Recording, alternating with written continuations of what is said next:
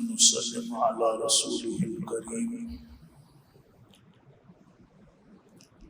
أما بعد فأعوذ بالله من الشيطان الرجيم بسم الله الرحمن الرحيم رب اشرح لي صدري ويسر لي أمري واحلل عقدة من لساني يفقهوا قولي زين للناس حب الشهوات من النساء والبنين والقناطير المقنطرة من الذهب والفضة والخيل المسومة والأنعام والحرث ذلك متاع الحياة الدنيا والله عنده حسن المآب. واجب الاحترام گرامی قدر معزز حاضرین محفل، آج کی تراویح میں سورہ نساء کا کافی حصہ تلاوت ہوا، صرف آخر میں 4 رکوع باقی ہیں جو چھٹے سپارے میں آتے ہیں۔ آج کی تراویح میں 5 سپارے مکمل ہوئے۔ اللہ تبارک و تعالی ہماری اس تراویح کو تلاوت کو اپنی بارگاہ میں شرف قبولیت سے نواز دے، اور باقی کی جو تلاوت اور تراویح ہے رمضان کے روزے ہیں، اللہ پاک اس میں ہمارے لیے بہت سی آسانیاں پیدا فرمائے۔ آج سے چند دن پہلے ایک پروگرام میں ایک دوست نے مجھے کہا کہ قرآن پاک انسان کی کردار سازی کس طرح کرتا ہے۔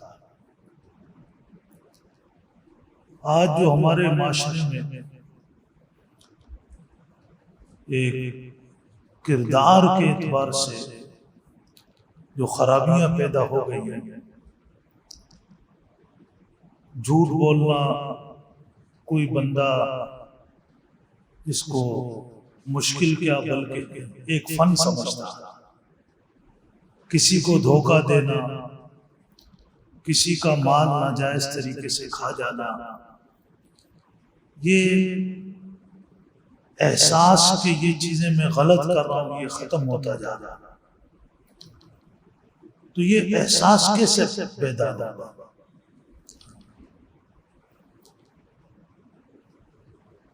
اچھی بات ہے، معاشرے میں سے لوگ جن کو اس بات کی فکر ہونی چاہیے، اور اس فکر پر بھی اللہ پاک اجر اور ثواب عطا فرماتے ہیں۔ قرآن کریم نے جو معاشرہ حضور اکرم صلی اللہ علیہ وسلم کے مبارک زمانے میں تشکیل دیا، اور آج تک جن لوگوں کا قرآن پاک کے ساتھ تعلق ہے، تو ان میں آپ دیکھیں گے کہ اتنی برائیاں نہیں ہیں۔ تو قرآن پاک سب سے پہلی چیز تو اپنے ماننے والوں کو یہ سکھاتا ہے کہ آپ اپنی غذا کو حلال کریں، حتیٰ کہ انبیاء علیہ الصلوۃ والتسلیم جو اللہ کی انتہائی پاکیزہ مخلوق نے فرمایا یا ایھا الرسول کلوا من الطیبات، اے رسولوں کی جماعت، اللہ کے پیارے رسولوں، اپنی غذا پاکیزہ، کلوا من الطیبات واعملوا صالحا، اچھے عمل کرو، ان اللہ بما تعملون بصیر، جو کچھ تم کرتے ہو وہ اللہ کے سامنے ہے۔ غذا کا پاکیزہ ہونا یہ انسان کے اندر کے جو سسٹم ہے، جذبات ہیں، ان جذبات کو کنٹرول کرتا ہے۔ ایک بات یہاں تمہید کے طور پر سمجھیں کہ انسان باہر سے نہیں بگڑتا، یہ اندر سے بگڑتا۔ یہ حضور اکرم صلی اللہ علیہ وسلم نے ارشاد فرمایا کہ انسان کے جسم کے اندر ایک خون کا لوتھڑا ہے، اگر وہ درست ہو جائے تو پورا جسم درست ہو جاتا ہے، اگر وہ خراب ہو جائے پورا جسم خراب ہو جاتا ہے۔ فرمایا الا وہی القلب، وہ دل ہے، اگر اس کی اصلاح ہو جائے تو پورے اعضاء کنٹرول میں آ جائیں گے، زبان بھی کنٹرول میں آ جائے گی، آنکھیں بھی کنٹرول میں آ جائے گی، کان بھی کنٹرول میں آ جائیں گے، پاؤں بھی، ہاتھ بھی، سب۔ چند دن پہلے کی بات ہے، میں ایک واقعہ پڑھا، چھوٹا سا ہے۔ حضرت علی رضی اللہ تعالیٰ عنہ کو آ کر کسی نے بتایا کہ آپ کے فلاں بچے نے آج وہ سقایا، مشکیزہ، جو لوگوں کے گھروں میں مشق کے ذریعے سے پانی ڈالتا ہے، وہ اپنی مشق پانی کی لے جا رہا تھا تو بچے نے اس کو کوئی چیز ماری جس سے وہ سوراخ ہو گیا۔ اس کو گھر تشریف لائے، سیدہ فاطمہ رضی اللہ تعالیٰ عنہ سے پوچھا کہ آج جو آپ نے روٹی بنائی تھی بچوں کے لیے تو اس میں کوئی بے احتیاطی تو نہیں ہوئی تھی؟ انہوں نے غور کیا، بولو اس ٹائم میں روٹی پکانے سے پہلے ایک خاتون محلے کی ہمارے گھر میں آئی تھی،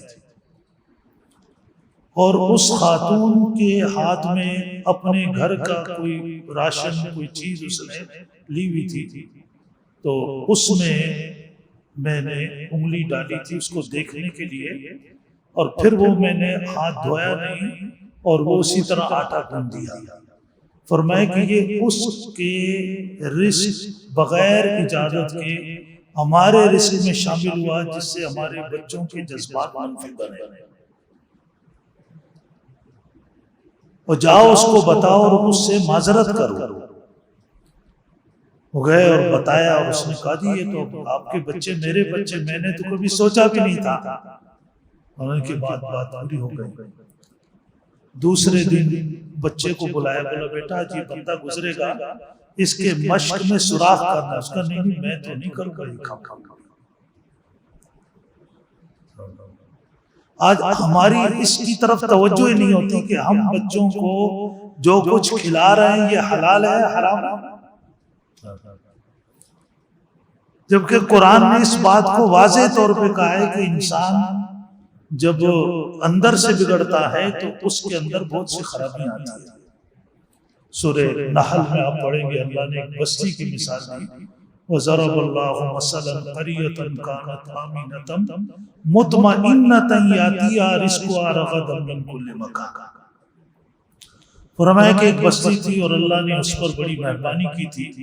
وجہ اس کی یہ تھی کہ بستی کے رہنے والے اللہ کے شکر گزار تھے، اللہ کی نعمتیں کھاتے تھے، اللہ کے سامنے سجدہ ریز ہوتے تھے، اللہ کی عبادت کرتے، اللہ کے احکامات پہ عمل کرتے تھے۔ لیکن بعد میں ایسا ہوا کہ جناب لوگوں میں یہ چیز ختم ہو گئی، تو وہاں دو خرابیاں آئی۔ پہلے جب اس بستی کے رہنے والے اللہ کے شکر گزار تھے تو دو فائدے تھے۔ ایک فائدہ یہ تھا کہ رزق کی کوئی وہاں تنگی نہیں تھی، اور دوسرا فائدہ جو بہت بڑا فائدہ تھا جس کو اللہ نے فرمایا ضرب اللہ مثلا قریۃ کانت آمنۃ مطمئنہ، اس بستی کے اندر امن قائم تھا۔ امن کیوں قائم تھا؟ کہ وہ حلال کھاتے تھے، تو اگر کسی اس بستی کے رہنے والے سے کوئی غلطی ہوتی تو دوسرے کا جی چاہتا تھا اس کو معاف کر، اور پھر جب ان کی غذا حرام ہو گئی، اللہ کی شکر گزاری نکل گئی، تو رزق کی تنگی تو آئی، اندر جذبات منفی ہو گئے، پھر کوئی چھوٹی بات کرتا تھا جی چاہتا تھا اس کی کان ادھیڑ کے رکھ دو۔ اللہ نے فرمایا کہ ان کی معاشی فراوانی خوشحالی خستہ حالی میں تبدیل ہو گئی، اور ان کا وہ سکون اور امن خوف اور دہشت کے اندر تبدیل ہو گیا۔ فلاحی ریاست کے یہی دو تصور حضرت ابراہیم علیہ السلام کی دعائیں آپ سمجھے قرآن پاک۔ لوگ بڑے کہتے ہیں ہم فلاحی ریاست، لیکن حضرت ابراہیم علیہ السلام نے کیا وَإِذْ قَالَ إِبْرَاهِيمُ رَبِّ اجْعَلْ هَٰذَا بَلَدًا آمِنًا وَارْزُقْ أَهْلَهُ مِنَ الثَّمَرَاتِ، فلاحی ریاست میں امن ہو اور رزق کی فراوانی ہو۔ امن تو وہاں ہونا، رزق کے لیے لوگ پریشان، نہ کوئی نوکری، نہ کوئی کام، نہ کوئی تجارت، پھر ہم کہیں جی یہ بڑی فلاحی ریاست ہے۔ قرآن نے اس کو بیان، حضور اکرم صلی اللہ علیہ وسلم جب مدینہ میں تشریف لائے، سب سے پہلے آپ نے کیا، مدینہ میں امن اور معاش کا مسئلہ حل کیا۔ معاش کے لیے آپ صلی اللہ علیہ وسلم نے مدینہ کے رہنے والے انصار میں اور آنے والے مہاجرین میں مواخات قائم کی، انصاری کو مہاجر کا بھائی بنایا، اور امن کے لیے آپ صلی اللہ علیہ وسلم کی کوشش، چونکہ مدینہ منورہ میں اس وقت یہود کے بہت بڑے 3 قبائل آباد تھے اور مسلمانوں کے جان کے دشمن تھے۔ آپ نے مسلمانوں کو ہدایت کی کہ آپ گھر سے جب نکلے کہیں دور جانا ہو تو ایک بندہ اکیلا نہ جائے، 2 بھی نہ جائے، 3 بندے سفر کریں، اور 3 بھی اس طرح کے فاصلے کے اوپر چلیں تاکہ تم پر کوئی حملہ نہ ہو سکے۔ اور پھر وہ جو آپ صلی اللہ علیہ وسلم کی محنت تھی، اس کے نتیجے میں آپ نے فرمایا گھبراؤ نہیں، امن بہت جلدی قائم ہوگا۔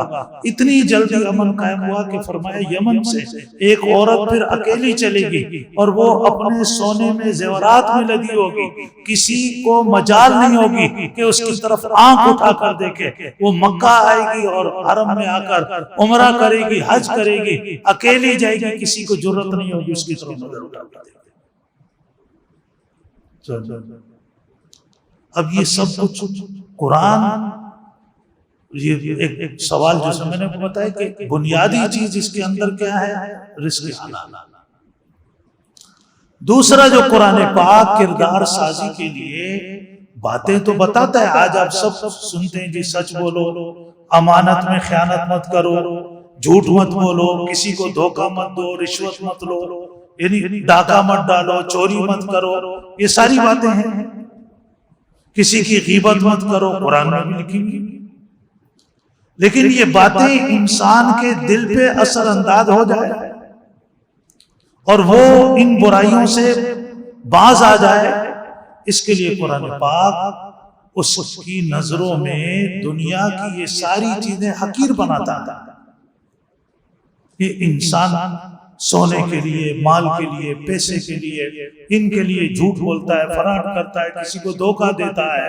قرآن پاک اور نبی کریم صلی اللہ علیہ وسلم کی تعلیمات اپنے ماننے والوں کے دلوں میں ان چیزوں کی اہمیت کو ختم کرتے ہیں، ان کے دلوں میں جنت کا تصور پیدا کرتے ہیں۔